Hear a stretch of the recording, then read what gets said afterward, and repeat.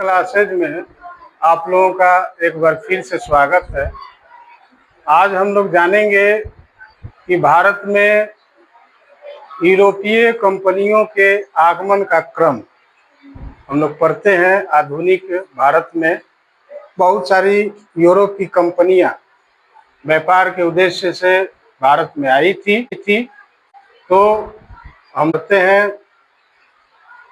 East India company के बारे में, फ्रांस की कंपनी के बारे में, डच ईस्ट इंडिया कंपनी के बारे में, पुर्तगाली ईस्ट इंडिया कंपनी के बारे में। तो उनका जो क्रम है आज हम लोग इस कक्षा में जान लें कि उनका आगमन जो है किस वर्ष हुआ था, प्रथम व्यक्ति कौन था जो सबसे पहली बार आया, प्रथम कोठी की स्थापना किस स्थान पर की गई और किस वर्ष उस कंपनी का निर्माण हुआ, ये सारा कुछ इस क्लास में हम लोग जानेंगे। तो चलिए शुरू किया जाए।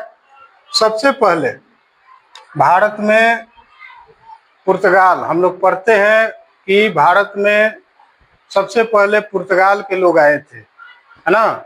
और पुर्तगाल के वास्को डी गामा के बारे में हम लोग जानते हैं कि 1497 में वह भारत की खोज में चला था और 1498 में एक साल के बाद भारत के कालीकट नामक स्थान पर पहुंचा था। तो वह प्रथम व्यक्ति था पुर्तगाल का।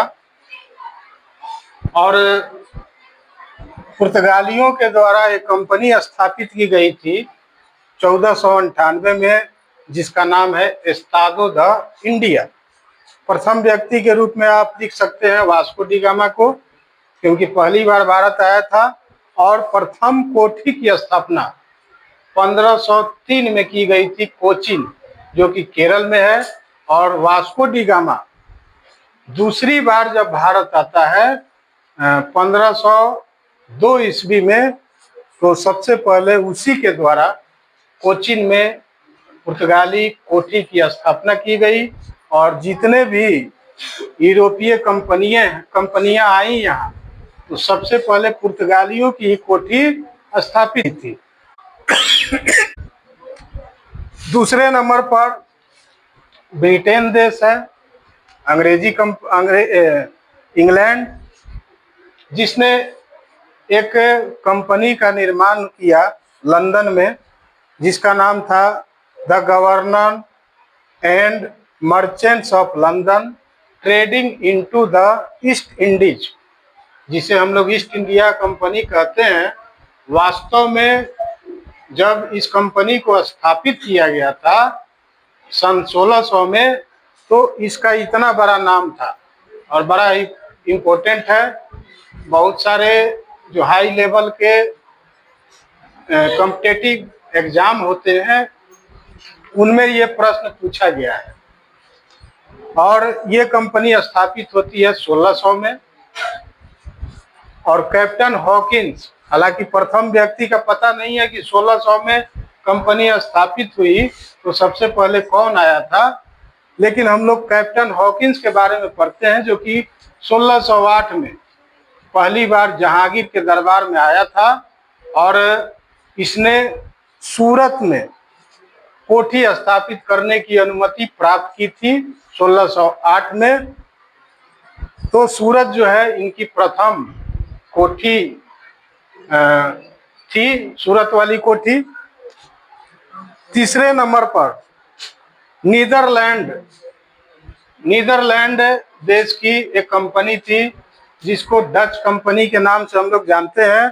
और इस कंपनी का नाम था वेरीगंदे ओस्ट इंडीज।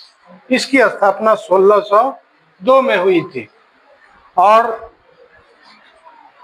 हालांकि 1602 में सबसे पहली बार कौन आया था डच कंपनी का प्रमुख बन करके, ये पता नहीं है। लेकिन 1595-96 में जब हम डच कंपनी के बारे में पढ़ते हैं, तो पहला व्यक्ति जो था कार्निलस दे हस्तमान, वो आया था, लेकिन भारत नहीं आया।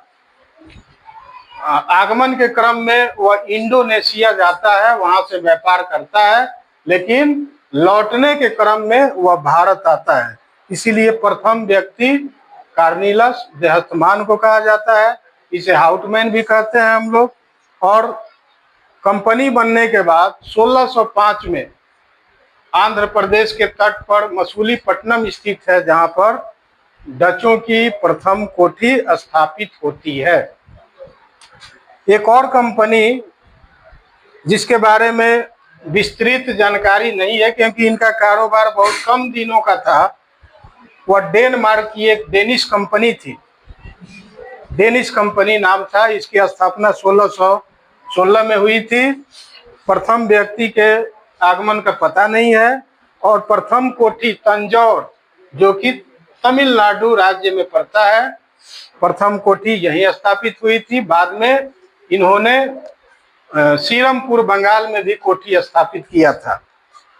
और एक प्रमुख देश है फ्रांस, जिसने एक कंपनी को भारत में भेजा था व्यापार करने के उद्देश्य से। इस कंपनी का नाम था द कंपनी इंड ओरिएंटल। इसको फ्रेंच ईस्ट इंडिया कंपनी के नाम से भी हम लोग जानते हैं। इसकी स्थापना 1664 में हुई थी।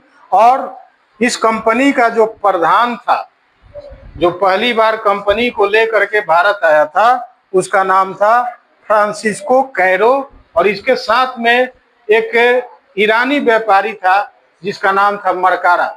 ये दोनों लोग आते हैं और सूरत में ही, जहां अंग्रेजों की फैक्ट्री थी, इस सूरत में ही ये पहली फैक्ट्री अपने कंपनी की स्थापित करते हैं। और एक और कंपनी है स्वीडन की कंपनी, जिसको स्वीडिश कंपनी ऑफ इंडिया के नाम से हम लोग जानते हैं। हालांकि इसके बारे में ज़्यादा कुछ पढ़ना नहीं है क्योंकि इस कंपनी का अधिकतर कारोबार जो था चीन के साथ था। भारत से इनका संबंध बहुत कम था, फिर भी थोड़ा बहुत इन्होंने व्यापार किया था।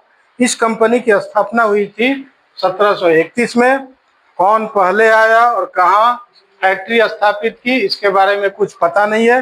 कोई फैक्ट्री या कोई कोठी इन्होंने भारत में स्थापित नहीं किया था।